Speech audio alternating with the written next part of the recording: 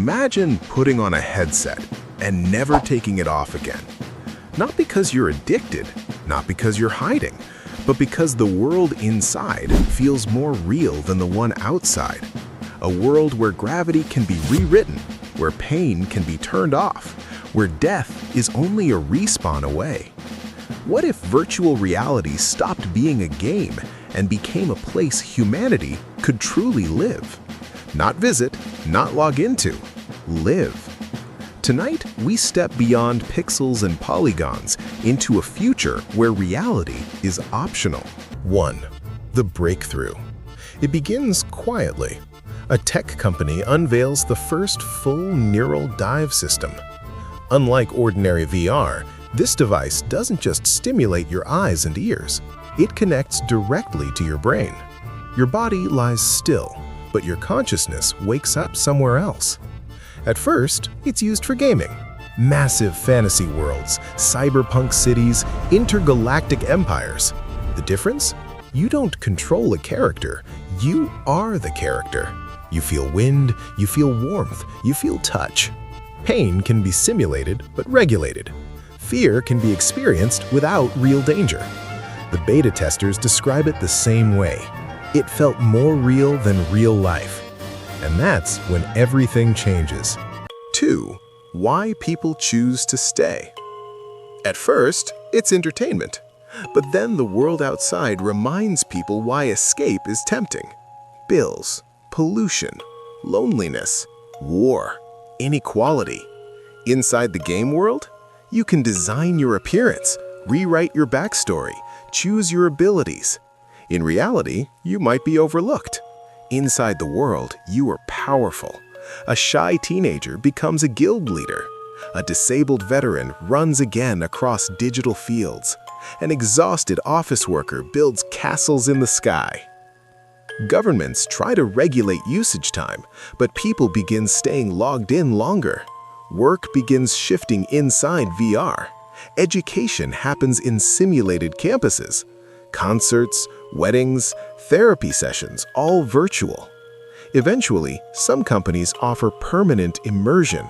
Your body is sustained by automated systems, your mind lives somewhere else, and millions say yes. 3. A new society. Within decades, entire civilizations form inside the game world. Cities floating above oceans of light, forests that glow at night, planets with twin suns. Economies emerge using digital currencies. Land inside the world becomes more valuable than land outside. Some people never reveal their real-world identity. Inside, status is earned differently: skill, creativity, strategy. But something unexpected happens. The virtual world doesn't feel fake anymore. Because meaning isn't created by atoms, it's created by experience. If you laugh inside VR, was it fake laughter? If you fall in love there, was it fake love? For the first time, philosophers struggle to define real. 4. The dark side.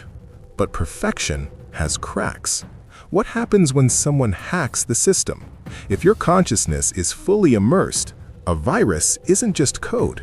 It's a nightmare you can't wake from.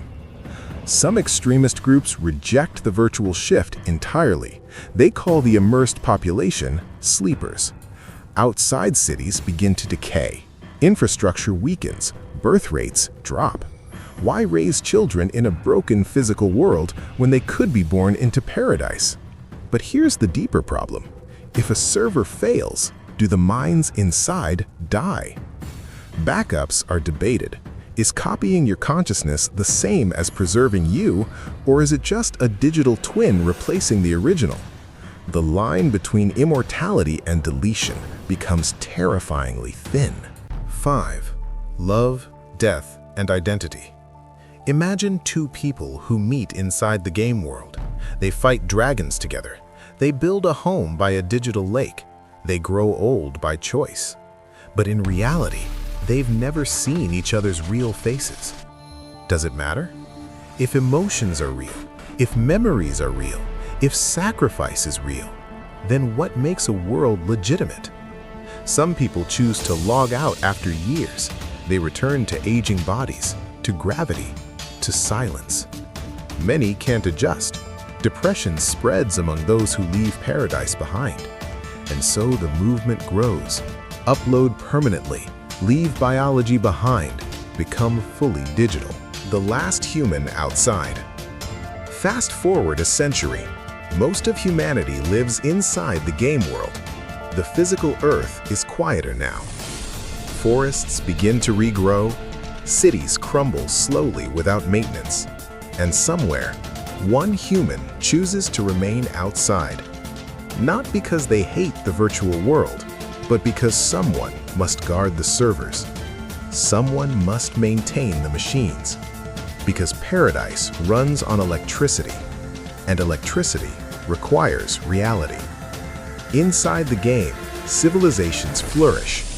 Outside, one heartbeat echoes in an empty world. What is real? So what if humans could live inside a game world? We might end war, end suffering, end physical limitation. But we would face a new question. Is reality defined by matter or by consciousness?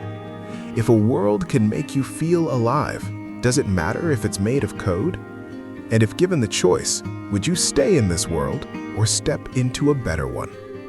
Because the door to that world may not be science fiction for long. And when it opens, humanity will have to decide what living truly means.